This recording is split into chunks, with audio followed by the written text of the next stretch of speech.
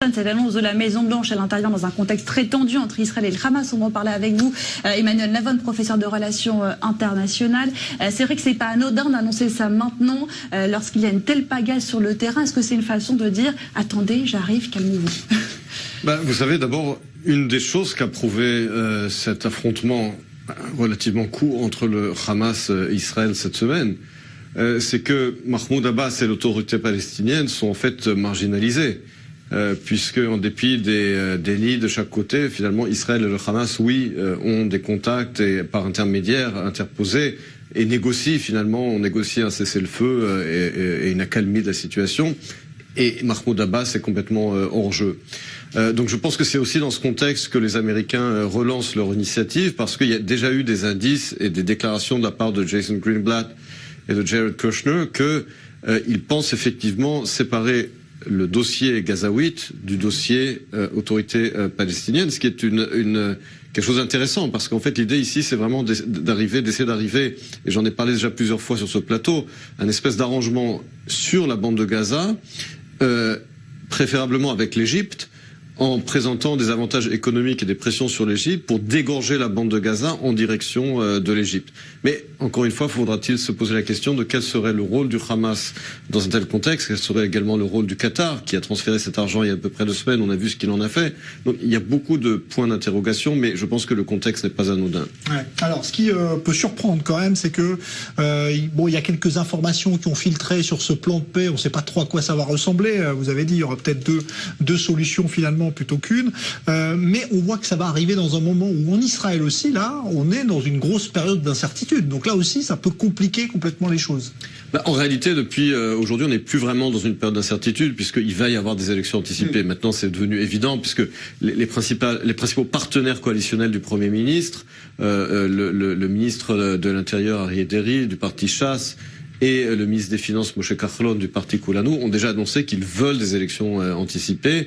Donc, il va y avoir des élections anticipées. La question est de savoir est-ce qu'elles auront lieu au mois de février, au mois de mars ou au plus tard au mois de mai. Mais on est déjà en période électorale, on se dirige vers des élections anticipées. Ce n'est plus une incertitude. La seule incertitude à ce stade est effectivement leur date et bien entendu leurs résultats. C'est vrai qu'il y a un contexte compliqué ici en Israël d'un point de vue intérieur, mais également si on regarde de façon plus globale, c'est vrai que et les Israéliens et les Américains comptaient aussi sur un soutien régional. Quand on voit l'Arabie Saoudite aujourd'hui en position de difficulté, est-ce que ça rentre aussi en ligne de compte ?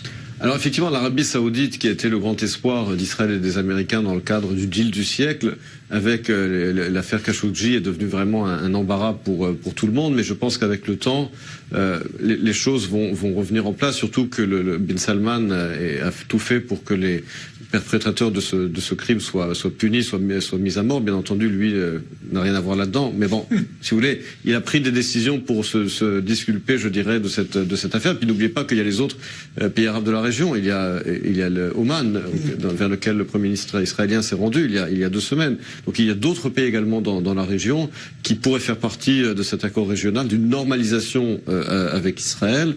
Et l'Arabie Saoudite ne serait pas le seul acteur justement dans cette normalisation avec les pays sunnites de la région, du Golfe et essentiellement. Est-ce que vous avez l'impression que Netanyahou, parce que pour l'instant c'est toujours lui le Premier ministre, on verra ce qu'il advient du score, est-ce que vous avez l'impression qu'il est inquiet de la présentation de ce plan de paix qui revient là maintenant à une échéance plus proche à 2 mois? Est-ce que vous pensez qu'il attend ça avec fébrilité, ou est-ce que pour lui ce sera un événement qu'il pourra gérer assez facilement? Je pense que le contenu du plan de paix, en réalité, il en sait déjà les contours, parce que il y a des contacts très proches entre l'ambassadeur d'Israël aux États-Unis, Ron Dermer, et l'administration américaine.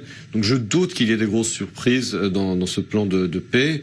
Je pense que les choses sont déjà plus ou moins coordonnées avec l'administration américaine, et je ne pense pas que l'administration Trump surprendra énormément Israël ou proposera des choses qui sont complètement inacceptables pour Israël. Je pense que si ce plan est proposé avant les élections et qu'il est favorable à Israël, au contraire, Netanyahou pourra le présenter comme un acquis diplomatique de sa part, et donc il n'est pas impossible que cela puisse même le servir électoralement. Voilà, deal du siècle ou pas, on verra dans 2 mois si la promesse est tenue. C'est en tout cas ce qu'a rappelé donc un officiel de la Maison-Blanche au quotidien Haaretz cet après-midi. C'est pourquoi on en reparle ce soir. Merci Emmanuel Navon, professeur